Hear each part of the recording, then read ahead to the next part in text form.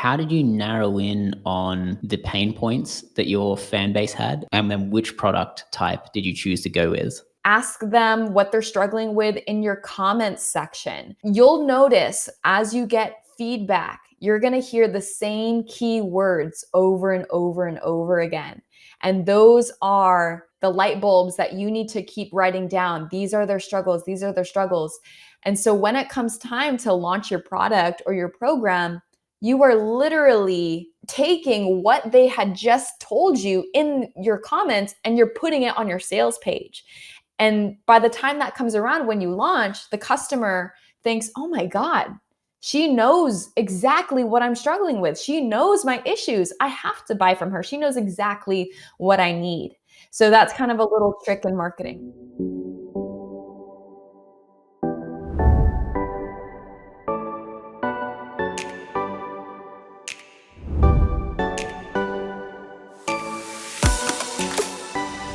Hey guys, welcome to another episode of Blitz Growth. Today we have a very impressive guest, Jenny from JennyJFitness. She's got an amazing fitness empire with a bunch of training, coaching courses, diet plans, courses, so many different things that we're going to go over today.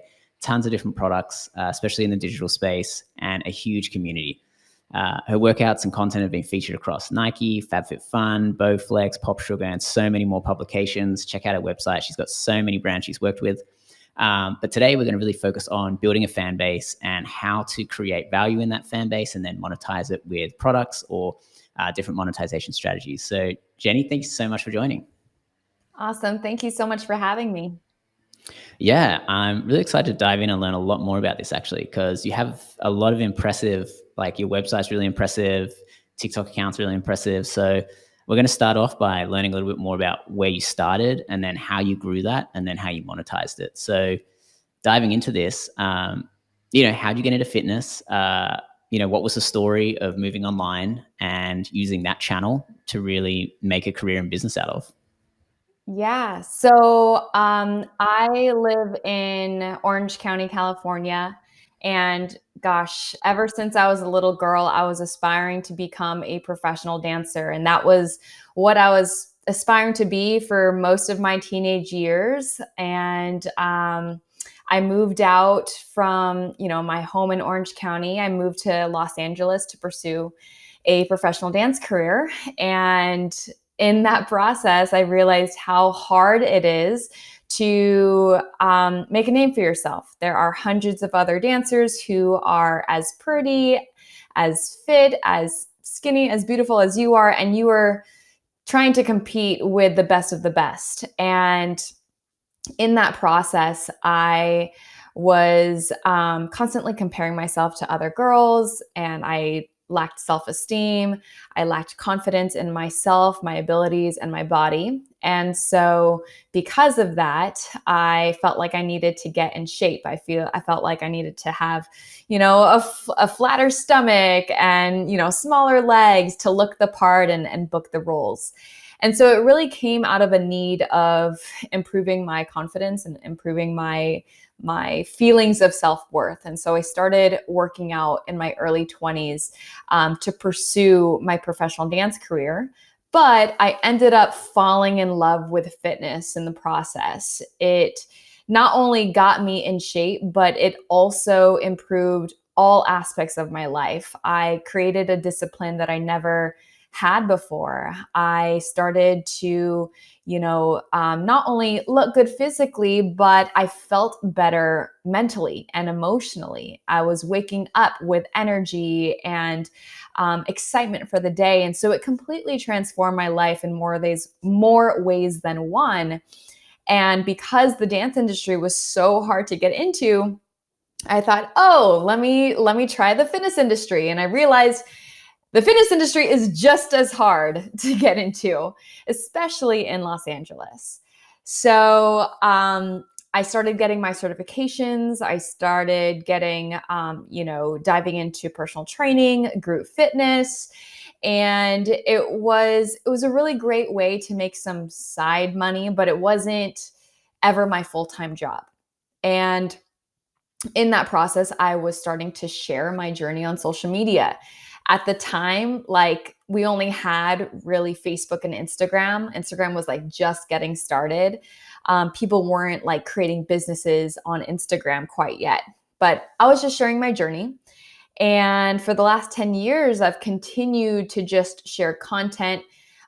First, as a fitness advocate, someone who just fell in love with exercise and physical fitness, but then I started to become more educated, and I started to have this deep burning desire to help others feel the same way that I felt in the very beginning, especially.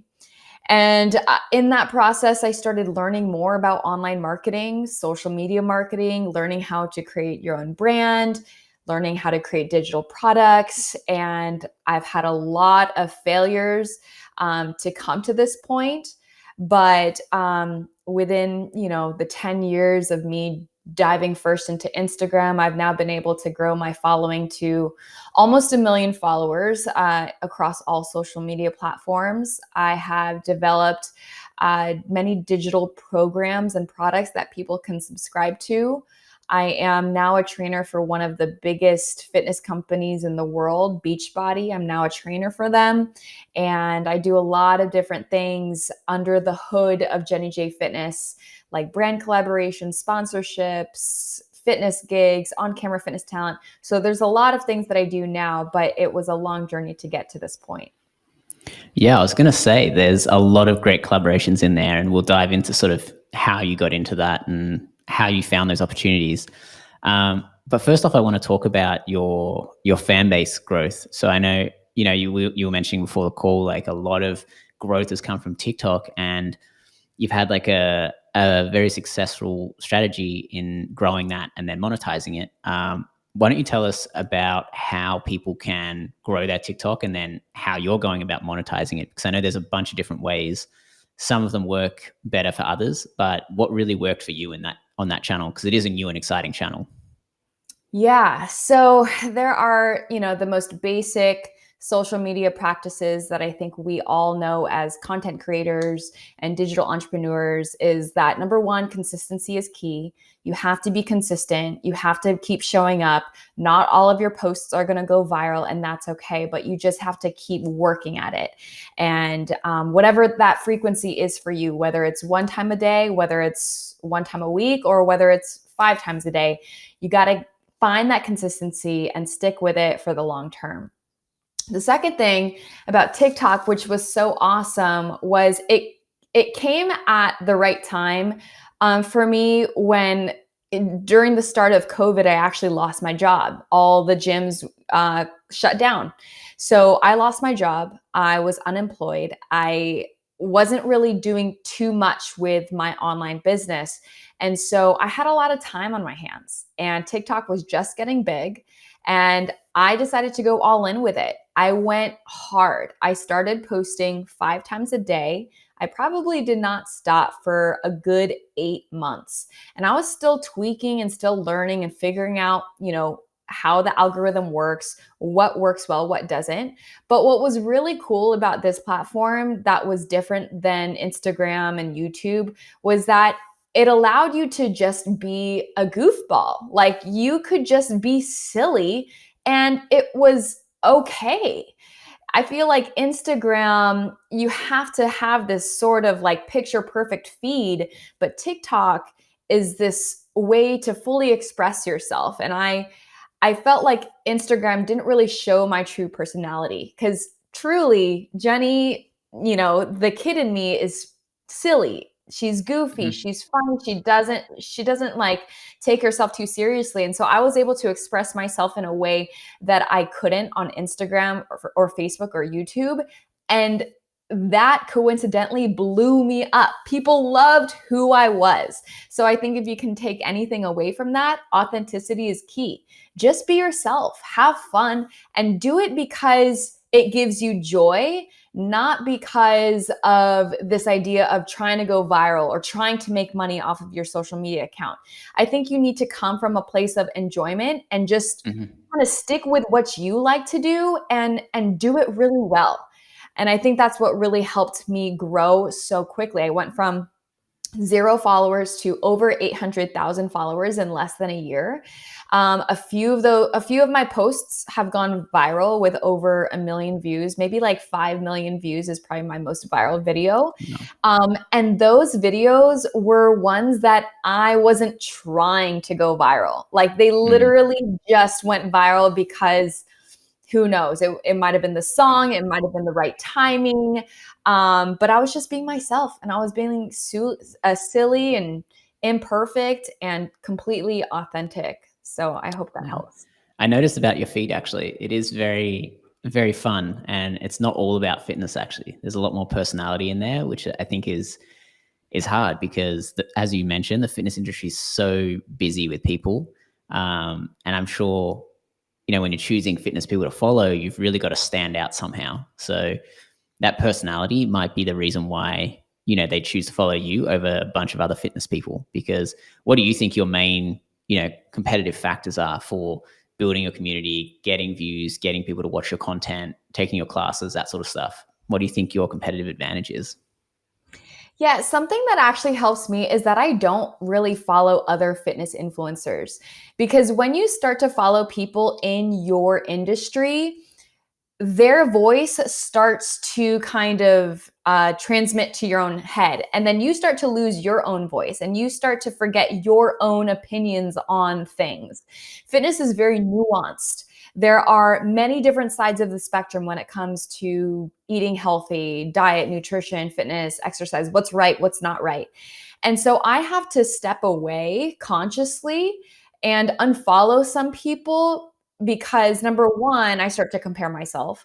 Number two, I don't want their voice to overpower my voice. So I try to get inspiration from other people in different industries, such as marketing or business or whatever. But I like to follow other people. And then, secondly, as far as like what differentiates me is I I know who I am and I know my strengths. And my strengths are just giving people energy. I realize in my classes when I talk to people, my energy just seems to be contagious. I know that I have this natural positivity and joy, and that's just in my being. And so I try to express that through my social media posts. I think that's a huge differentiator. Um, and and just being me, sharing my own story, sharing my own personal experiences of the up and down roller coaster of fitness and health, and just knowing that no one else has your story. Like you are unique. There's thousands of marketers out there. There's thousands of content creators, but no one else has your unique story. So share it, express it, and that's what differentiates you. Mm. Super interesting. And yeah, it's challenging being unique for sure. But as you said, if you can hone in on that sort of stuff, then use your personality to your advantage if you've got it. So great job there. Now jumping into the monetization side of things. So say someone's got a few 100,000 followers across all their platforms. Where should they get started with how to monetize that audience or fan base? Because you've done a really good job. You've got a lot of different products. You've got a lot of different partnerships. So one, how do you set up those monetization opportunities? And then later on, we'll get into the partnerships and brand deals and stuff. Okay, so there are so many different ways to monetize your brand, your social media, whatever. I think you need to narrow down and figure out how you can best monetize your unique value. Okay, so whether you're a fitness trainer and you're very passionate about creating online workout programs and plans for people, you need to figure out, how do I package this in a way where I can scale it and I can sell it to a lot of people. On the other hand, if you're more like, I don't want to sell to the masses, I just want to work with 10 to 20 clients and do one-on-one training, then you need to figure out exactly what you want to do. Okay. So, and you can do a bunch of different things, but focus on one thing at a time. So what's the easiest way to start giving value in a way that can eventually scale. So it can be one-on-one coaching, it can be selling ebooks, it can be creating a digital online course, it can be, creating a challenge, a small group challenge. Whatever it is that you want, choose it, get very clear on who you're selling to, and then make sure that you have a way for people to opt in to your email list. Okay. A lot of people make the mistake of not grabbing their audience on social media. And the reason why we can't rely on our social media is because in a moment, Instagram, YouTube, TikTok, they can completely deactivate your account. They can delete your account. You lose all of your followers forever. You can't get them back. But the thing that you do own is your email list. Okay. And that gives you an invitation to a relationship with a potential lead or a potential customer. And so you have to continue building that relationship with your customer. Figure out what their pain points are, figure out what their struggles are, and literally give them that solution, whether it's weight loss, whether it's learning how to knit. If they have a struggle with something, create a solution for them to buy. And as far as the packaging goes, you have to kind of figure out what works for you and your brand. Yeah, no, it's a good point. And then how did you narrow in on the pain points that your fan base had? And then how did you choose, and then which product type did you choose to go with? So, number one, my audience is me 10 years ago. Okay. So, I just literally have to go back 10 years prior to all of this education, all of this knowledge that I now have, and ask myself, what did I struggle with? What were my pain points? What was so hard about where I was in my life? Right. And usually, the people that we want to serve are those who were just like us, because we know how to get out of their problem, because we've experienced it, and we were able to find a solution. So you have to, if that's your audience, think about what you were struggling with back then and ask yourself those questions. And then number two, ask your audience. Like, you have an audience that you can literally communicate with every day. So if you're on Instagram, go on stories, create polls, create surveys, ask them what they're struggling with in your comments section. And you'll notice as you get feedback, you're going to hear the same keywords over and over and over again. And those are the green lights. Those are the light bulbs that you need to keep writing down. These are their struggles. These are their struggles. And so when it comes time to launch your product or your program, you are literally taking what they had just told you in your comments and you're putting it on your sales page. And by the time that comes around, when you launch, the customer thinks, oh my God, she knows exactly what I'm struggling with. She knows my issues. I have to buy from her. She knows exactly what I need. So that's kind of a little trick in marketing. Nice. And so what's been your most successful product? Because you've got, coaching, you've got courses, you've got membership areas, you've got a bunch of different things going on. If someone had to choose one, which one do you think is, let's look at it two ways. Which one would be the most easy to get started? And then which one do you think is the best in terms of like Mm. maybe profit and growth? So the best profit and growth for me is, to be honest, sponsorships and brand collaborations. Those are very easy for me to do, and they pay well, especially if you're working with a really good company. Those are definitely the easiest and highly profitable. The one that I think I continue to try to change and alter and figure out it are my memberships. So I have an online digital fitness studio, and it's basically pre-recorded workouts that people can access at any time, 24/7. You get workouts from me, and that's a really great way to get recurring revenue, right? Because once they join and they love the product, they love the workouts, that is a customer that's going to continue to stay with you, for the lifetime of that product, however long that they want to stay in that membership. So that's consistent recurring revenue. And that's something that I'm continuing to try to work on and scale.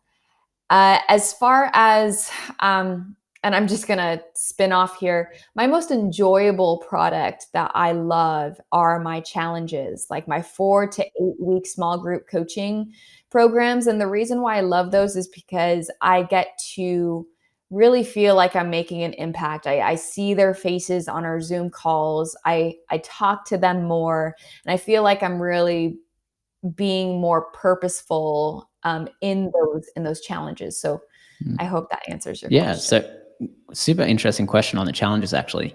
So how does that work and how does that facilitate? So anybody listening, wondering about, I have this niche, there's a skill set that I can teach people. So what does a challenge consist of? Like, how do you facilitate a challenge and what does it include for the people who are like buying into your challenges? Yeah. So I have an upcoming small group coaching program slash challenge next month. And what it consists of is they're going to be getting a digital 4 week course. It's drip content style, which means each week they're going to get a few different videos to consume. They're going to learn, how to eat clean, what foods to eat more of, what foods to eat less of, yada, yada, yada. It's going to go through each week and give them new information. In that product, they also receive worksheets, downloads to help facilitate the learning. They can kind of, feel like they're interacting with the product. It's almost like an online course, right? In addition to that, they're going to get group coaching calls with me. So they get that one-on-one action where they can get all of their questions answered. And then they also get a support group as well so that they can connect with other people in the group. Nice. And do you do the support group on like Facebook or something, like a Facebook group, or do you do it in your membership area? I do it through Facebook groups. Got it. Nice. Well, everybody's already on Facebook, so it makes a lot of sense. Okay, that's super interesting. And then when you price that out, do you do it one time or is it monthly or payment plans? What do you find is the best way to set up your challenges? Because I really like the idea of a challenge over a course because it's kind of a bit more engaging and more interactive, as you were saying. Yeah, so this is something that we have been trying to tweak and figure out what's the best way to package it and price it. In the very first launch of it, we decided to do a membership. It was like a monthly or yearly membership where they get access to it for, the lifetime of their membership plan, and they get one-on-one texting support with me. But we realized that people stop using the product after maybe month 3, and that's just normal for most, membership type offerings. So this time around, we're doing just a 4 week one-time price, but you're going to get 3 different tiered options depending on the level of commitment and investment that you want. So the first tier is going to be the cheapest price, and you just get the 4 week course. The second tier is the middle price, which includes the 4 week course plus the Facebook group and the monthly coaching calls. And then the last tiered price is going to be the most expensive, but you get all of that, including a 45-minute one-on-one coaching call with me. So depending on that level of investment and commitment, you can choose according to what you need. Got it. It's really cool. It's kind of like a hybrid of a membership and a course sort of thing. Yeah. And yeah, it's super interesting that you've decided that, okay, 3 months is a cutoff point. So let's make something that's going to fill the gap of maybe like 1, maybe 2 months worth of content and actual action going on. And then you can sell that again in, 6, 12, 18 months down the road when maybe they need that next push or they need that next kind of like, so I need someone to tell me what to do. Yeah, that's exactly our thought process. We're going to launch it 4 times a year Mhm. because, there's many times throughout the year where we feel really excited to get back on track. Like fall is a really good time. New Year's Mhm. obviously is a really good time. right before summer, really good time. So we're kind of going through the waves of people's motivation. Yeah. Yeah. Yeah. No, it's a good idea.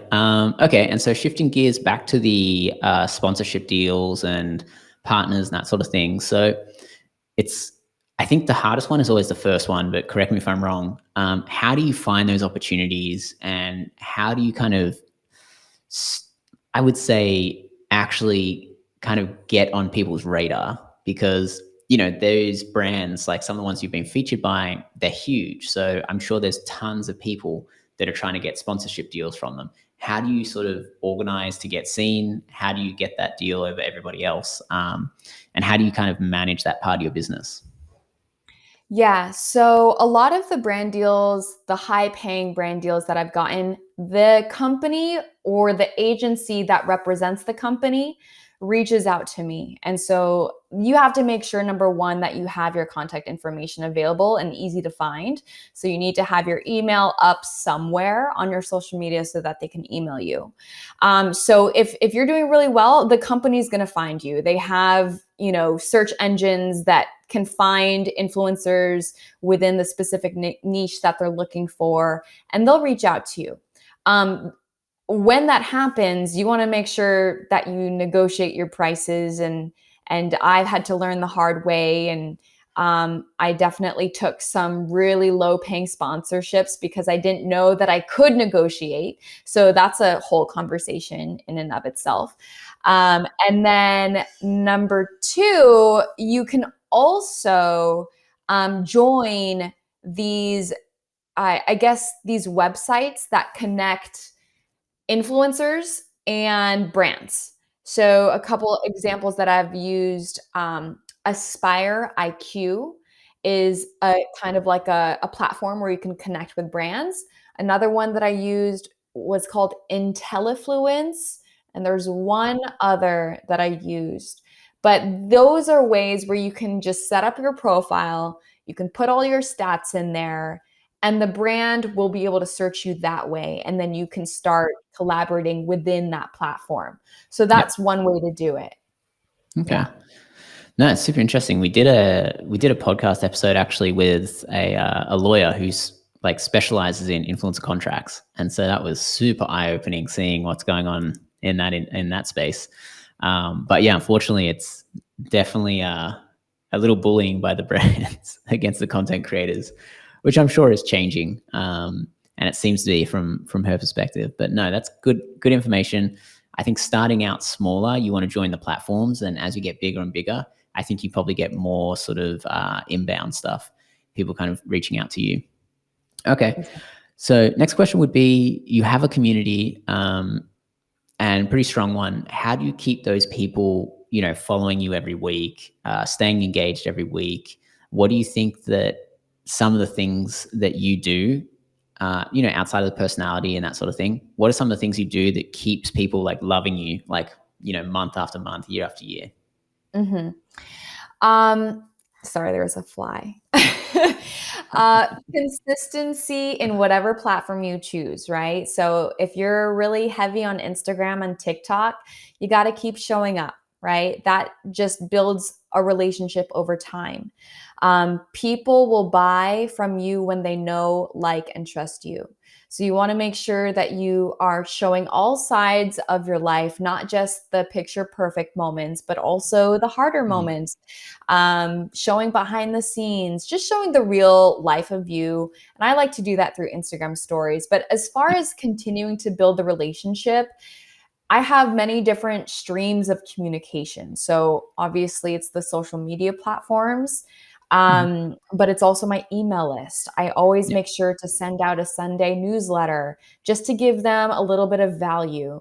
I also have a text list as well. Mm. And I'm not there to sell them. 90% of the time, I'm just giving them a little inspiration or maybe a tip of the day. And then 10% of the time, I'll tell them about a sale or a challenge that I'm doing. But Mhm. I approach my social media as value, value, value first, and then Mhm. sell last. Yeah. Um, people can see right through you if you are just talking to them because you want to buy or you want them to buy from you, right? So make sure that your audience knows that you care, and make sure that they know they can know, like, and trust you, because then Mhm. the sale will happen when you build that relationship. Yeah. And then on that, so what do you use to manage your emails? What do you use to manage your SMS? Because, as that gets bigger and bigger, the platform that you use becomes more and more important, like what it can and can't do, pricing of it, all that sort of stuff. So what do you use to manage those? Yeah, for email, for website, for everything, I use Kajabi. It's just so easy to have it all in one there. And then for my texting, I use Community. Interesting. Nice. And last question here. Before we wrap up and learn a little bit more about where everybody can find you, how do you get people to keep finding you? So you've got your social media channels that is funneling in, viewers and emails and that sort of stuff. How else are people finding you? How do you keep growing that community size? I I think it really comes down to, the viral videos will happen, on occasion. You'll find people will find you if you're using hashtags, if you're doing all the marketing things. But if you're good and if you're really giving people value, people will talk about you. And I think that's the best way to grow a loyal community, is when you get a really Mhm. good referral. I mean, you're Mhm. going to keep getting customers. So make sure that whatever value you're giving out is your best effort. Mhm. Um, and I think that's going to help continue to build your community. Nice. Okay. No, it's good advice for sure. Like word of mouth is still, the most convincing marketing strategy ever. So yeah, the more you can encourage that, the better. And okay, so just to wrap this up, Jenny, where can everybody find you? I'll add all the links and everything in the show notes so people can actually click straight through. But what's the best place to find you, connect with you, learn more about your programs and what you're doing, all that sort of fun stuff? Yeah, so you can find me at JennyJFitness.com, and I am at JennyJFitness on all social media platforms: TikTok, YouTube, Instagram, Facebook. Nice. Was there a reason just called Jenny J because you didn't want to reveal second name, or it's just like too long? My last name is too hard to pronounce. No one knows how to say my last name, so I just say, "Call me Jenny J." It's all good. Yeah, no, I was looking at it and I was like, I don't even think I can pronounce it.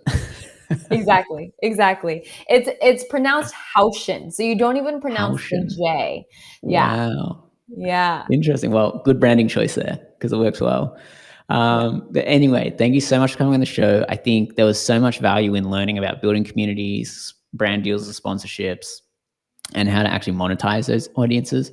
I think a lot of content creators really struggled on the monetization side of things. So yeah, I think just to recap, going through communities, challenges is a new one that I haven't heard that much of. So that's a really cool one. And then obviously sponsorship deals and that sort of stuff helps grow over time as well. But yeah, thank you so much for your time. Really appreciate it. And yeah, have a fantastic rest of the day. Thank you, Jack. See you. Hey guys, we put a bunch of effort into making great content for this YouTube channel. So please hit subscribe, leave us a comment, hit like, and tell a few friends about it.